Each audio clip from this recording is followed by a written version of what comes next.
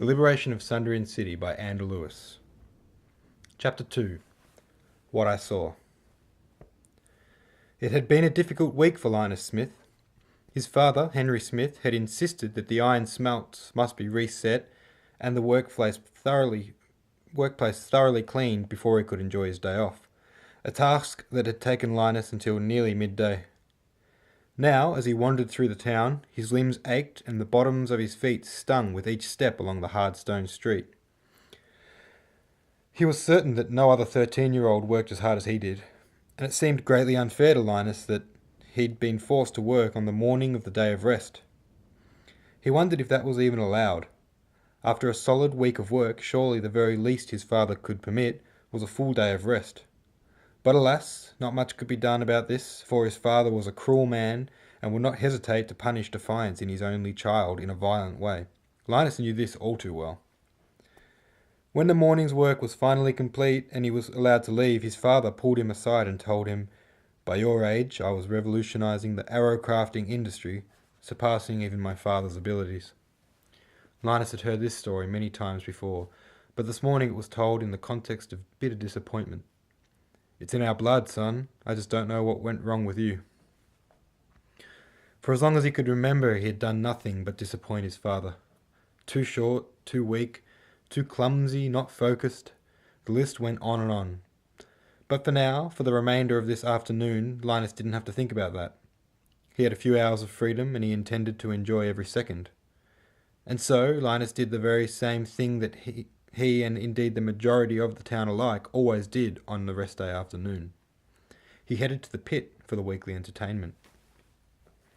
As Linus approached the outskirts of the crowd, he spotted Jeremy, a younger boy whose family worked on a farm at the far end of the city, and who dreamed of one day being a famous swordsman, carrying a wooden dagger with him everywhere he went.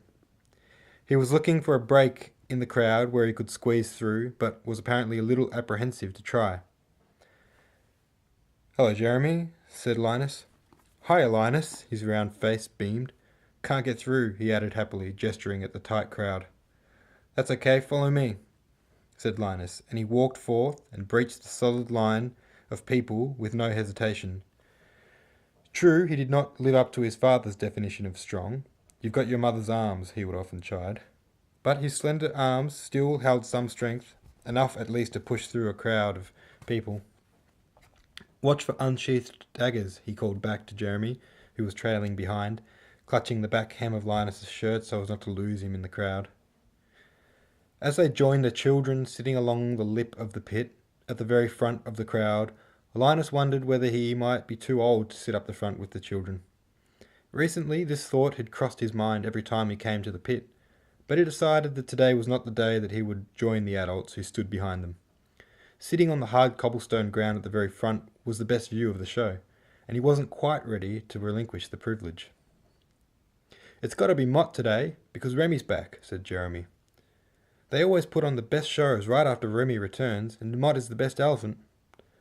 It was true that a lot more effort seemed to go into the shows directly following Remy's return from an expedition. Remy's presence always seemed to draw the biggest crowd as well, and today was no exception. The market grounds were packed today, more so than on a big market day. It was also true that Mott was the best elephant.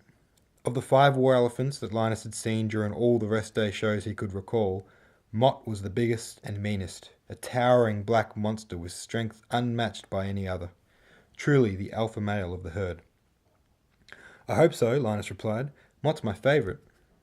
"Mine too," Jeremy agreed. It was a well-known fact that Commander Deimos, who oversaw the training of elephants and riders alike, and was exceptionally adept in the art of elephant riding himself, also favoured Mott. The pit was not much more than an enormous circular hole in the ground. Lined with smooth stone walls, it was large enough in circumference that at least a dozen houses could be built in its space. The floor of the pit was dead flat, and like the walls, it too was lined with stone, but with a thin layer of blood-stained dust and sand that swirled about. When looking over the lip of the pit, which jutted above the ground just high enough to stop people from accidentally falling in, the ground dropped away so far that if someone were to fall in, they would surely break a half-dozen bones on impact with the solid ground below.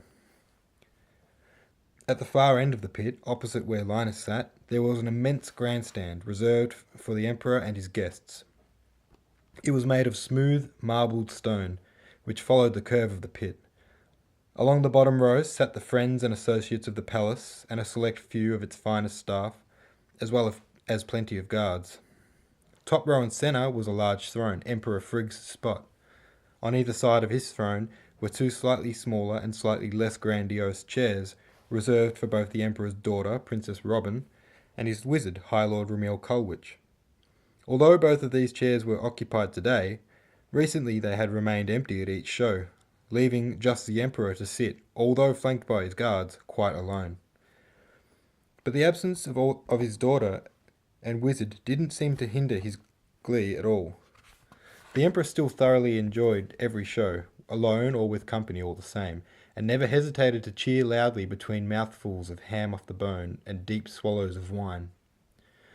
True, Commander Deimos would always be there, lingering not far behind Emperor Frigg, but he would never join in cheering. Instead, he would remain steely and deadly serious. Ramil had been away on his expedition recently, a perfectly good explanation for his empty seat during that time. But the princess's recent absence was not so easily explained. The question of her whereabouts had been niggling at the back of Linus's mind during each of the recent shows, and during long shifts in the Arrow Forge when his mind would wander. Had she been ill? Or was it that she simply wasn't interested in the rest day show?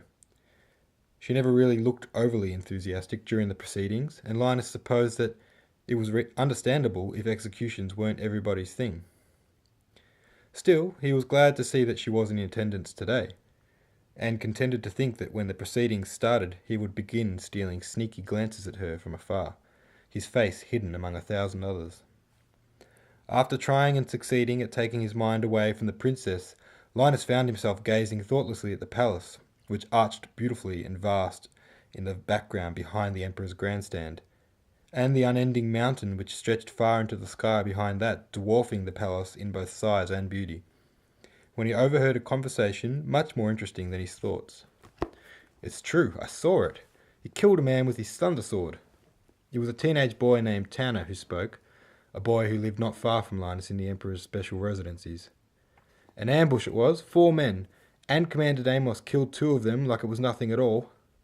Goresh pinned the 4th one to the ground, and I expect we'll see him today, no doubt at all. Father says he won't be granted trial, though. No way, straight up execution for an ambush on our High Lord Remy." Linus was sure that Tanner was exaggerating. He was a bit of a show-off, and Linus wasn't too fond of him.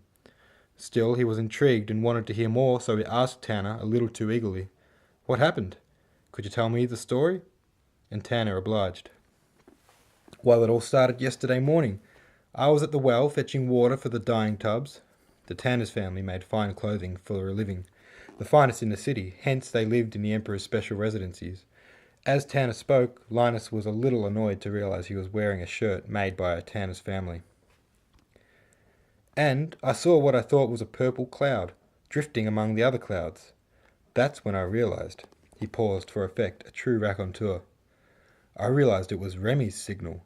So I headed down to the city straight and stood along the side to greet him.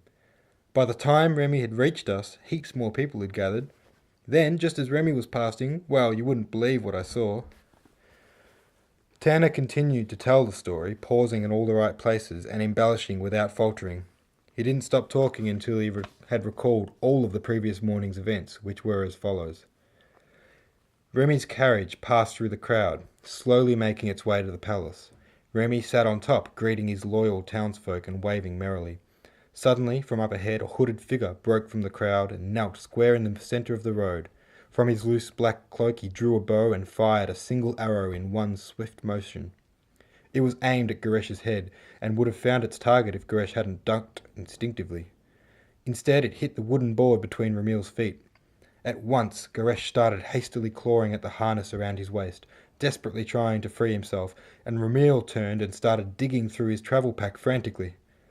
Behind the carriage, at the same moment, Commander Deimos turned just in time to catch an arm by the wrist, the dagger in its hand stopping inches from his face. He swept the arm to the side and in the same fluid motion used his own forehead to deliver a rock-solid blow to his attacker's nose, which could be heard breaking with a sickening crunch. In another moment's time the commander had drawn his sword and with a swift flick of his arm sliced open the attacker's throat. The crowd was booming with screams, equal parts applause and warning, for another cloaked attacker was approaching the commander from his other side. At the front of the carriage, Goresh had just managed to release his harness when a second archer broke from the side to kneel next to the first. He fired his single arrow, and this one nearly found its mark, piercing straight into Goresh's shoulder. Silent agony flushed his face, and he stumbled back hard into the carriage, causing it to roll backwards and then tip back onto its peg with a crash. Ramil's travel bag slid toward the back edge of the carriage. He dived to stop it falling off. This was most unfortunate timing, for at the very moment that the carriage tipped back, Commander Deimos stood with his back only inches from it, his attacker circling him, waiting for the moment to strike. The carriage slammed into the commander, the upper wooden peg whacking him hard on the top of his head and providing his attacker with just the opportunity he was waiting for. Out front, the two archers each drew a short blade and ran forth in unison. One came at Goresh, the other ran a wide berth and took to trying to climb up the side of the carriage. At this, Ramil started searching his pack more frantically still, until, just as the archer was about to mount the container, Remy found it, his thunder sword. There was a deafening crack, and the attacker fell back off the carriage, dead instantly. Commander Deimos was in a vulnerable position, but he was a skilled warrior, and despite the throbbing in the crown of his head, the double vision, and the fact that his attacker had tackled him to the ground and pinned him there, despite all this, he had still managed to avoid the razor-sharp edge of the ambush's blade. He had caught the man by the wrists with both his hands, but was unable to deliver any type of blow as the dagger hovered above his chest. So he spat directly into the attacker's eyes. And in that moment of surprise, he reversed the direction of the blade with skillful hands and drove it deep into his attacker's chest. As the man realized he was soon to die and took his final gasps, he was cast aside and the commander stood up to the screaming applause of the crowded streets.